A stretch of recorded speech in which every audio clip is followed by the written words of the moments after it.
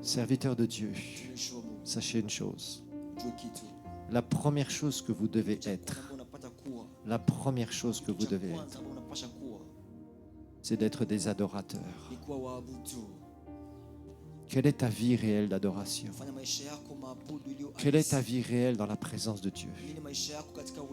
Avant d'être serviteur, tu dois être un adorateur. Parce que c'est là où Dieu va te révéler les choses les plus merveilleuses. Tu dois travailler sur ça. Moi, je connais beaucoup de pasteurs, ce ne sont pas des adorateurs. Et ils font une grave erreur. Ils ne savent pas vivre dans la présence du Saint-Esprit. Et ils ont des temps de prière personnels où c'est tout un blablabla. Mais il n'y a pas de fraîcheur dans leur relation avec le Seigneur. Ils sont là, ils viennent à l'église pour prêcher, ils écoutent des chants, mais ils sont secs.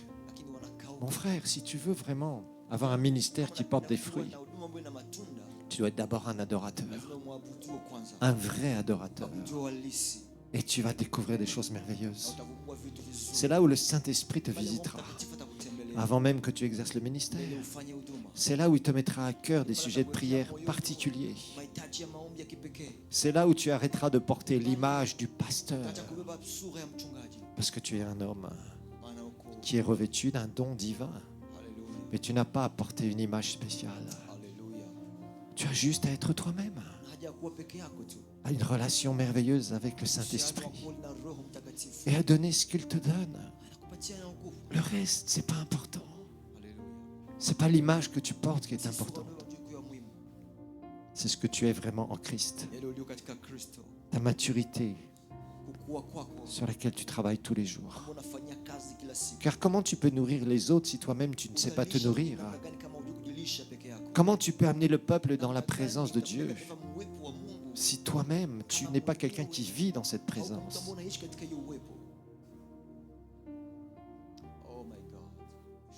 Ce que tu es reflètera beaucoup plus que ce que tu dis. Beaucoup aujourd'hui, quand ils prêchent, ils disent beaucoup de choses. Mais peu sont vraiment le reflet de ce qu'ils disent. C'est-à-dire que très peu vivent. Ils parlent beaucoup. Ça, pour parler, nous avons aujourd'hui de très très bons orateurs qui sont très qualifiés, qui parfois font des sermons franchement tellement bien faits, mais qui sont dépourvus de puissance pour beaucoup. Parce que ce n'est pas le reflet de ce que vraiment leur nature spirituelle vit. L'important, c'est ce que tu vis avec le Seigneur. Dans tes succès, mais dans tes défaites, dans tes tentations, dans tes moments difficiles, et même dans tes chutes. Quel est ton cœur? C'est ça le plus important. Nous pouvons étudier le ministère. Tu peux partir avec de la connaissance, mais ce sera un échec si tu ne sais pas en mettre en pratique tout ça. Travaille chaque jour dans ton ministère, dans ta relation avec le Seigneur, dans ta relation avec la parole de Dieu, dans ta relation dans la présence de Dieu. C'est pas forcément passer, soi-disant, des heures et des journées entières dans la prière. Parce que beaucoup disent qu'ils passent des jours entiers dans la prière, mais on ne voit pas les fruits de cela. Il vaut mieux 5 minutes dans une relation profonde et merveilleuse avec le Saint-Esprit, plutôt que des heures et des heures et des heures où tu es en train de blablabla. Abandonne ça. Repositionne-toi dans une vraie vie de prière, dans une puissante sainteté. Et tu verras, ça va changer beaucoup de choses. Le Saint-Esprit va commencer à te parler sur plein de choses. Et tu seras même étonné, parce que tu répands ton cœur. Tu répands ton cœur devant lui. Et il n'y a pas une personne qui se présente devant les gens qui a une certaine, comme un masque. Beaucoup portent des masques. Ça ne sert à rien. Parce que Dieu nous connaît. Il sait de quoi nous sommes faits. Un masque ne te servira de rien. Sois toi-même. Sois toi-même.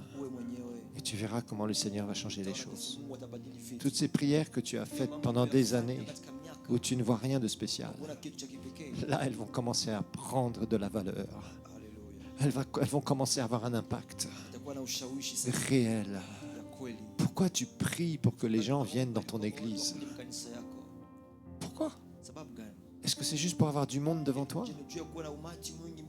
Pour dire aux autres, tu sais, moi maintenant j'ai 300 personnes, j'ai 500 personnes, j'ai 200 personnes?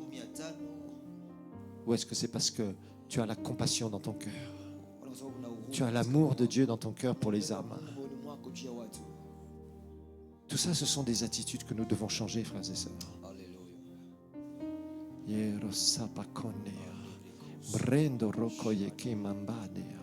Examine ta vie, examine ton ministère.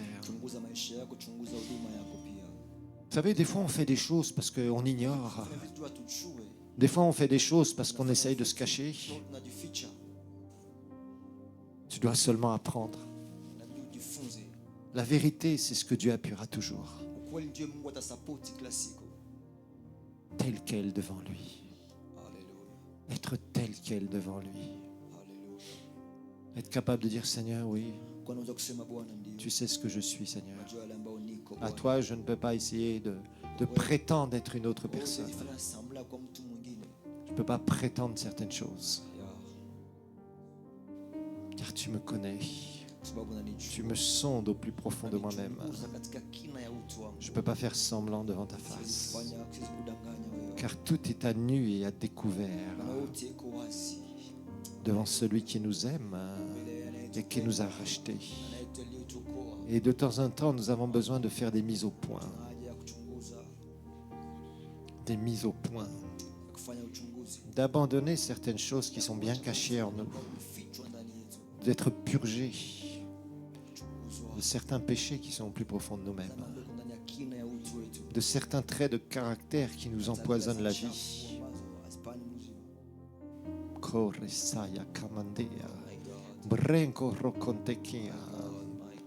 Parce que quelqu'un que Dieu peut utiliser, c'est quelqu'un qui a été brisé.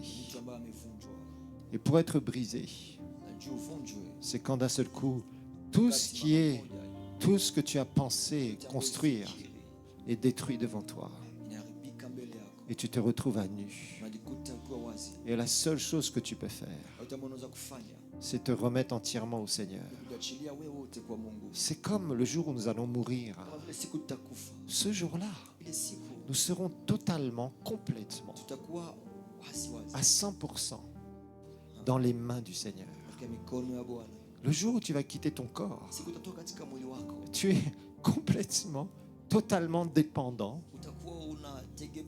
que Dieu prenne le relais avec ton ange gardien pour t'amener au 3e ciel.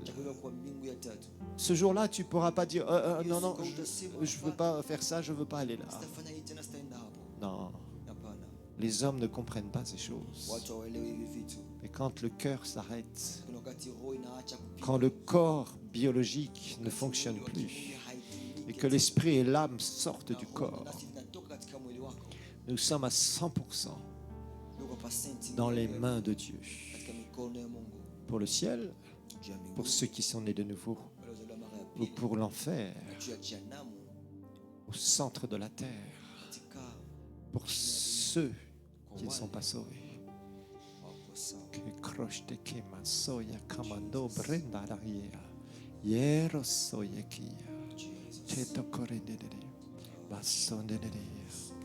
Oui, chantez ce chant qu'il est en train de jouer. Allez-y, chantez, adorez.